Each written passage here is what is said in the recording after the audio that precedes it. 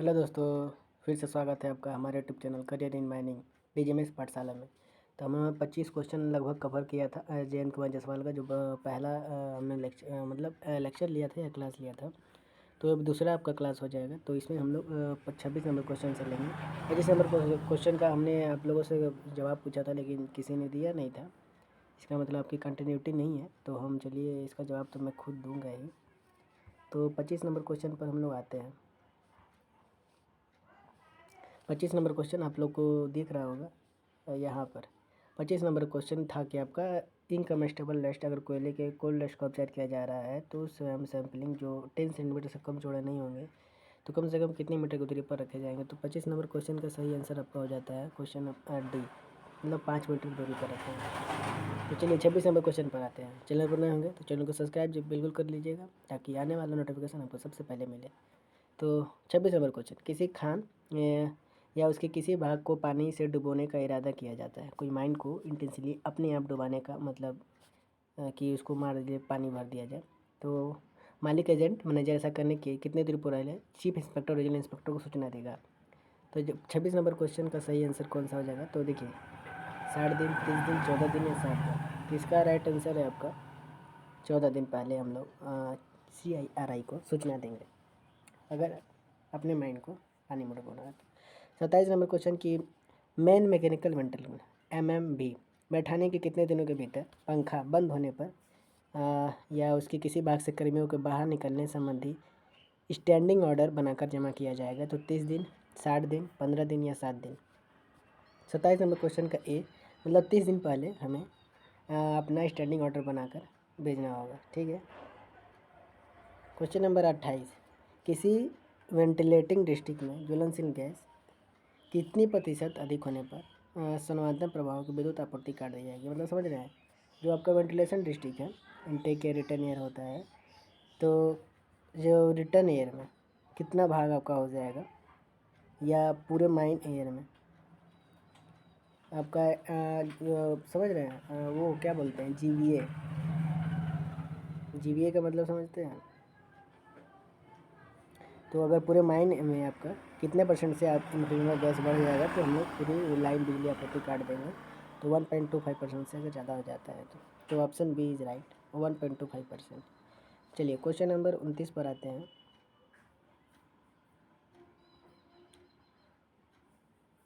Question number 29, यदि किसी board and pillar, मतलब board and pillar mining development में 30 मीटर कॉर्नर टू कॉर्नर, तो कम से कम कितनी लंबाई के शॉर्ट फायरिंग केबल का उपयोग हम लोग करना होगा। तो इसका सही आंसर कौन सा हो जाएगा, तो ऑप्शन सी 60 मीटर से अधिक होना चाहिए। हम लोग पिलर टू पिलर अगर हम ले रहे हैं 30 मीटर, तो आपको जो लंबाई शॉर्ट फायरिंग का है वो 60 मीटर से अधिक होना चाहिए। क्वेश्चन नंबर 30, चीफ इंस्पेक्टर से कोई आदेश प्राप्त करने के कितने दिनों के भीतर उस आदेश के विरुद्ध कमेटी माइंस एक्ट 1952 के सेक्शन 12 के अंतर्गत गठित के पास अपील दायर की जा सकती है। समझ रहे हैं, चीफ इंस्पेक्टर के आदेश प्राप्त करने पर कमेटी के विरुद्ध हम लोग अपील दायर कर सकते हैं कितने दिन में। देखिए, एक सेंट्रल गवर्नमेंट वाला होता है और एक ठो कमेटी के विरुद्ध। तो अगर कमेटी के विरुद्ध करना है तो 20 दिन के अंदर आपको अपील दायर की जा सकती है। ठीक है दोस्तों, किसी क्वेश्चन में कोई डाउट सवाल नहीं होना चाहिए बिल्कुल भी। अब नेक्स्ट क्वेश्चन पर हम लोग बढ़ते हैं। Question number 31। ठीक है, 31 नंबर क्वेश्चन। देखिए, एक सेट में आपका 30 क्वेश्चन है, तो लगभग मैंने ख़त्म कर दिया एक सेट। दूसरा सेट में भी लगभग लगता है कितना क्वेश्चन है, पहले हम उसको चेक कर लेते हैं। देखिए, दूसरे सेट में भी 30 ही क्वेश्चन है।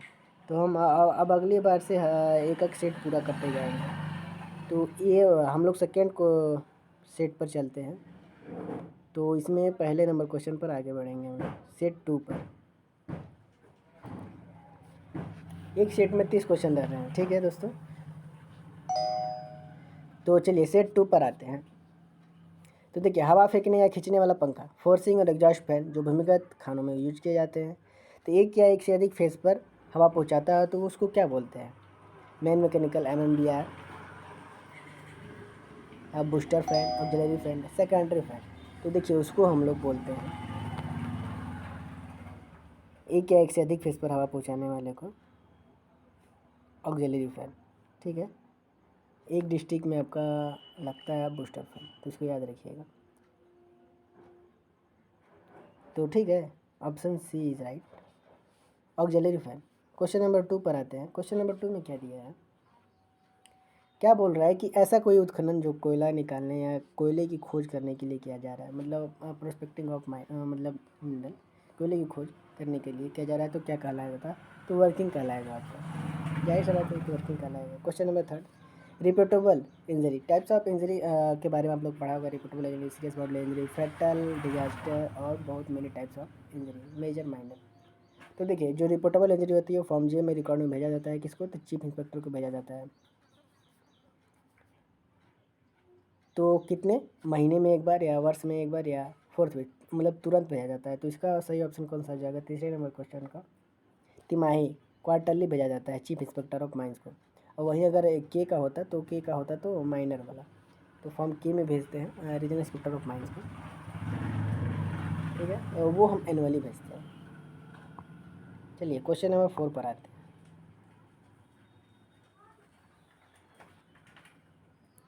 लाभ अलाभ समतुल्य स्थिति, मतलब what is break even point? Break even point क्या होता है? तो देखिए बता दूं आपको, level of output of which, देखिए जब आपका नो प्रॉफिट और नो लॉस पॉइंट आता है उसको हम लोग ब्रेक इवन पॉइंट बोलते हैं। मतलब ना ही लाभ हो रहा है ना ही हानि हो रहा है, तो उसको हम लोग ब्रेक इवन पॉइंट बोलते हैं। ठीक के लिए क्वेश्चन नंबर 5, रेस्क्यू स्टेशन से अधीक्षक के कितने दिनों के कितने दिनों से अधिक अनुपस्थिति रहने पर मालिक द्वारा दूसरा अधीक्षक नियुक्त किया जाएगा? अधीक्षक, रेस्क्यू स्टेशन में अधीक्षक कितने दिनों से अधिक अनुपस्थित रहने पर मालिक द्वारा दूसरा नया अधीक्षक नियुक्त किया जाएगा? तो इसका सही ऑप्शन कौन सा हो जाएगा 5वें नंबर क्वेश्चन का? देखिए, तो 60 दिन से अगर अधिक कोई अनुपस्थित रहता है अधीक्षक, तो एक नया अधीक्षक नियुक्त कर दिया जाएगा रेस्क्यू स्टेशन में। क्वेश्चन नंबर 6, किसी व्यक्ति को खान के भूतल, सरफेस या खुली खान ओपन कास्ट माइन में नियोजित किया जा रहा है, तो व्यावसायिक प्रशिक्षण नियम 1966 VT रूल में वर्णित की शेड्यूल के अनुसार सैद्धांतिक तथा गैलरी प्रशिक्षण दिया जाएगा? तो बता दें 6 नंबर क्वेश्चन का राइट आंसर 1951। आप लोग को सारा शेड्यूल पढ़ना जरूरी है। VT रूल का, VT रूल का हो गया, माइंस रूल का हो गया, शेड्यूल से क्वेश्चन आते हैं, CMR का शेड्यूल हो गया, यह सबको आपको शेड्यूल से क्वेश्चन बनते हैं। क्वेश्चन नंबर 7, एक खदान में जहाँ का वातावरण उपयुक्त नहीं है, समझ रहे हैं, एक ऐसा माइन का वातावरण जहाँ उपयुक्त नहीं है एवं कर्मियों को उच्च आर्द्र बल्ब वेट बल्ब तापमान में काम करना पड़ रहा है। तो हाई वेट बल्ब टेम्परेचर समझ रहे हैं 33.5 होता है, तो वहाँ प्रति व्यक्ति कितना लीटर पेयजल देना होगा? तो जब आपका वेट बल्ब टेम्परेचर 30.5 से ज़्यादा होता है तो वहाँ पर 3 लीटर पानी देना होता है। लेकिन अगर वेट बल्ब कम करना पड़ रहा है तो देखिए जाहिर सी बात है वेट बल्ब यहाँ यूज किया तो 3 लीटर ही होगा। 7 नंबर का क्वेश्चन राइट आंसर 3, मतलब 30.5 लीटर, अगर सॉरी 30.5 टेम्परेचर से ज़्यादा हो गया है उसको हम लोग वहाँ पर 3 लीटर प्रति व्यक्ति पानी पीने के लिए देंगे, आपको सर्कुलर में दिया है। क्वेश्चन नंबर 8, यदि किसी व्यक्ति को चिकित्सकीय रूप में मेडिकली अनफिट घोषित किया जाता है, मान लीजिए किसी व्यक्ति को अपना जांच करा रहा है, जैसे IME PM में जब नया काम करने जा रहे हैं किसी माइन में, तो IME कराया जाएगा, तो अनफिट घोषित कर दिया गया है, तो मासिक वेतन का कितना प्रतिशत अयोग्य भत्ता disability allowance mines act 9A section 5 के अनुसार दिया जाएगा? मतलब PME की बात कर रहा है, अगर जैसे हर 5 साल के अंतराल पर होता है तो उसी की बात कर रहा है। तो 8 नंबर क्वेश्चन का राइट आंसर डी, 50% उसे, मतलब उसे डिसेबिलिटी अलाउंस देना होगा। ठीक है, आते हैं क्वेश्चन नंबर 9 पर।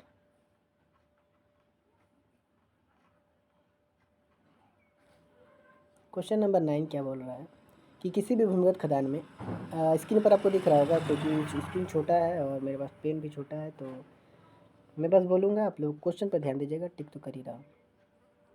अगर कोई और दिक्कत होगी तो कमेंट करके जरूर बताइएगा ताकि मैं अगले वीडियो में मैं इम्प्रूव कर सकूँ। आपका फीडबैक मेरे लिए बहुत ज़रूरी है और मोटिवेशन के लिए भी, ताकि मैं नेक्स्ट पार्ट जब भी लाऊँ तो मस्त लाऊँ और जोश भरा ले आऊँ, ताकि आपके लिए कंटिन्यूटी बनी रहे पढ़ने की और पढ़ाने की। तो 9 नंबर क्वेश्चन है, किसी भी उम्र खदानों में 100 या उससे अधिक व्यक्ति साधारणतः नियोजित हैं। ऑर्डिनरी एम्प्लॉयड, ऑर्डिनरी एम्प्लॉयड मतलब जो पिछले वर्ष में कितने व्यक्ति आपके ऑर्डिनरी एम्प्लॉयड रहे हैं, तो वहाँ कम से कम कितने रेस्क्यू प्रशिक्षित व्यक्तियों का सरफेस पर उपलब्ध रहना आवश्यक है? तो बता दें 5 व्यक्तियों का रहना आवश्यक है। क्वेश्चन नंबर 10, यदि बारूद के उपयोग के दौरान कोई ऐसी दुर्घटना होती है जिसमें कोई जनहानि लॉस ऑफ लाइफ ना हो तो उसकी सूचना किसके पास भेजी जाएगी? तो आपको पता है डेंजरस ऑकरेंस 4A वो समझते हैं ना, तो चीफ इंस्पेक्टर जिला इंस्पेक्टर जिला मजिस्ट्रेट के पास भेजना पड़ता है। तो क्वेश्चन नंबर 10 का राइट आंसर आपका सी हो जाता है। चीफ इंस्पेक्टर रीजनल इंस्पेक्टर और मुख्य नियंत्रक विस्फोटक को भेजना पड़ता है।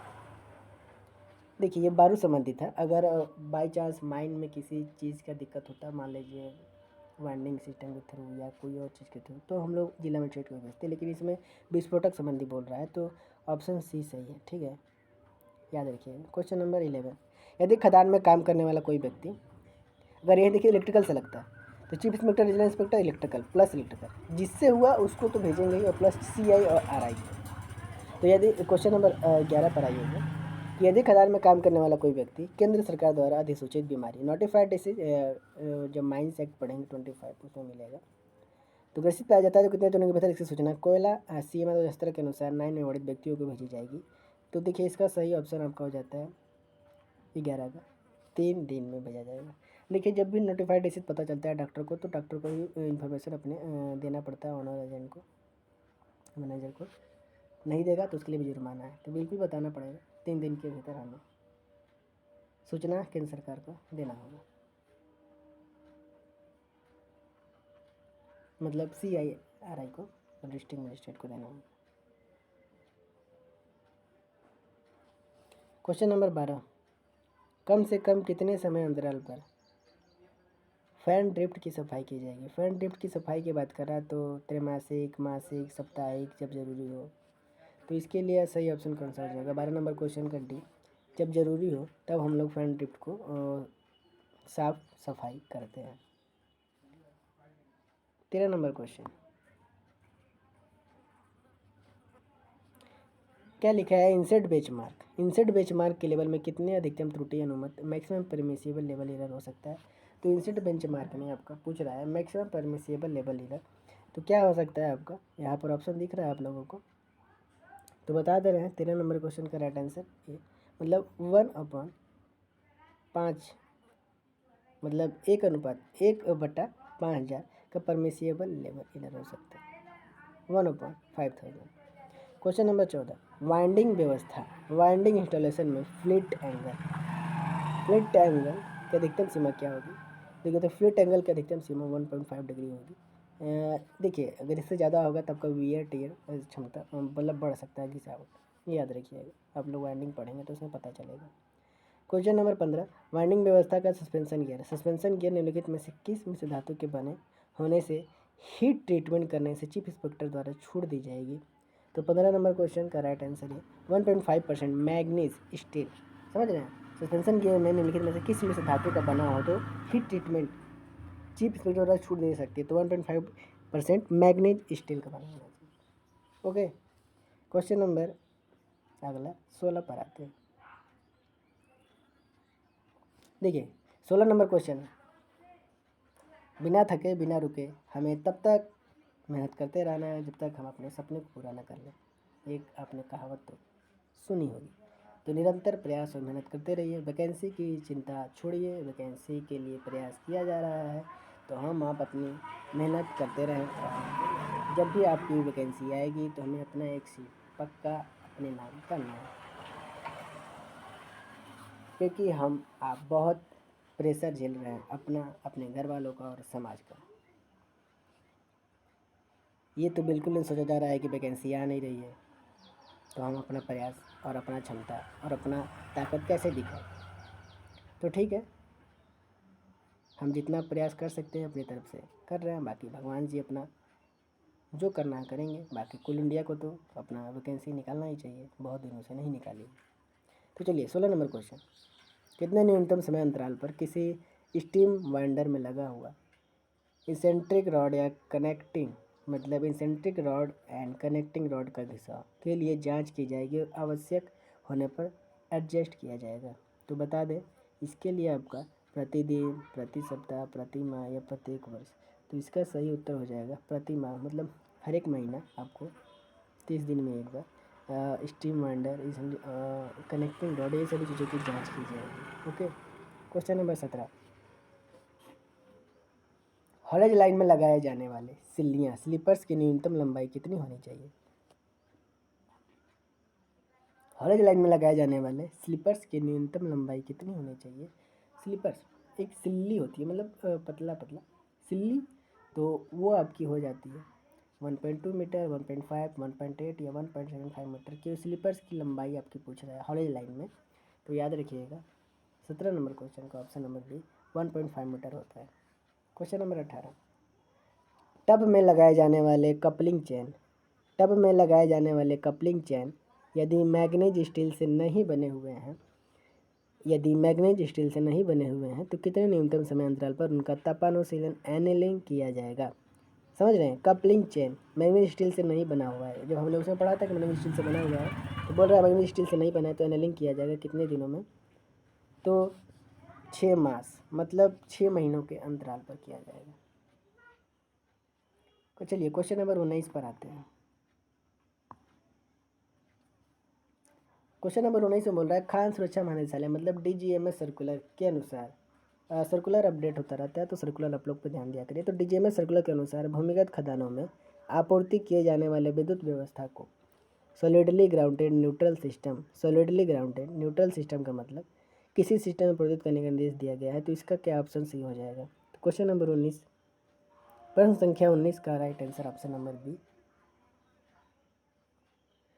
क्या लिखा है कि रेस्टिकेटेड न्यूट्रल सिस्टम, हम लोग मतलब बाधा देगा न्यूट्रल सिस्टम। क्वेश्चन नंबर 20, किसी भी ओपन कास्ट के हॉल रोड की न्यूनतम चौड़ाई कितनी होनी चाहिए? हॉल रोड आपको पता है 1 वे और 2 वे होता है, तो इसमें आपका क्या लिखा हुआ है? तो यदि एक हॉल रोड के गाड़ियों के आने जाने के लिए उपयोग किया जा रहा है तो सबसे बड़ी गाड़ी की चौड़ाई के 3 गुना प्लस 5 मीटर।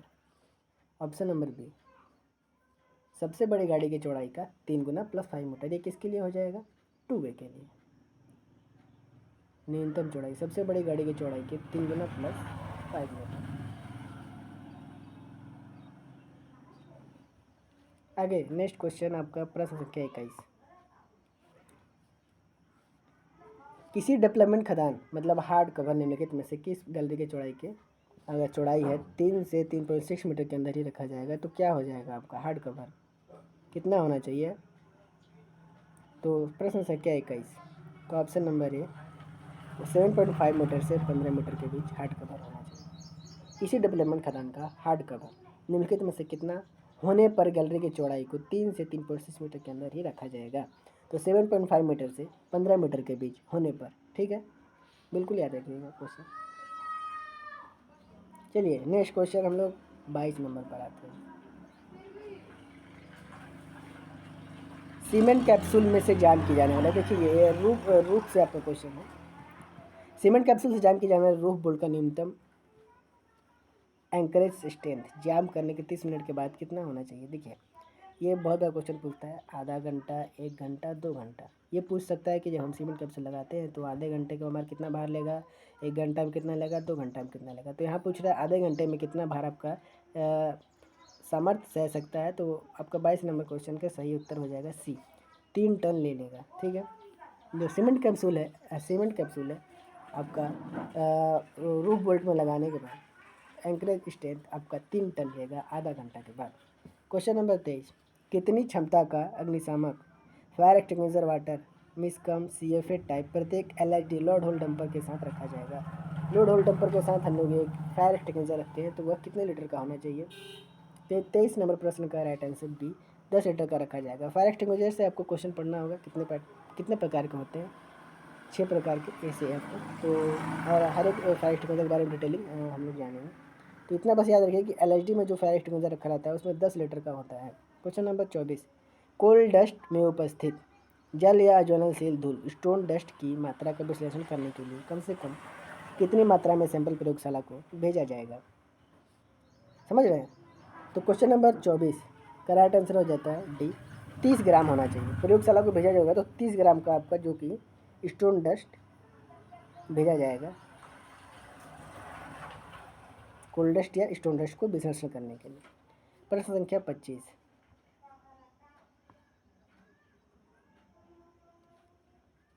जब कोई फेस किसी गोफ या परित्यक्त वर्किंग मीटर के अंदर आ जाता है जिसमें ज्वलनशील गैस या हानिकारक गैस मौजूद है। ऐसा कोई फेस आ जाता है जिसमें नॉक्सिक गैसेस मौजूद हैं, तो मौजूद रहने की संभावना, तो कम से कम 1.5 मीटर लंबा एक एडवांस बोरहोल करके रखा जाएगा। कितने मीटर? तो 25वें प्रश्न का आपका सही आंसर रहता है 30 मीटर। 30 मीटर के अंदर। ठीक है। क्वेश्चन नंबर 6, यदि किसी माइंस को जानबूझकर पानी से डुबोने के 14 दिन पहले, हमने इसका क्वेश्चन नंबर कर चुका है कि माइंस को अगर डुबोना तो ऑनर एजेंट द्वारा 14 दिन पहले सूचना देना होता है।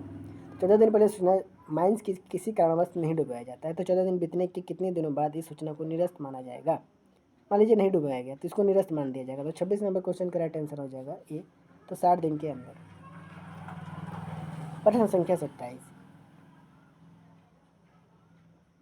निम्नलिखित में से किस तरह के सिम में कम से कम 2 इनटेक एयरवे बनाया जाता है जिसमें एक का उपयोग ट्रेवलिंग रोडवे के रूप में किया जाएगा? ऐसा किस प्रकार का सिम है जिसमें कम से कम 2 इनटेक हम लोग बना कर रखेंगे और ट्रेवलिंग रोडवे के लिए एक ठो हम लोग उपयोग करेंगे? तो फायरी सिम में या सेकेंडरी सिम में या थर्ड? आप लोग को पता होगा first degree mine, secondary mine, third degree mine किसे बोलते हैं।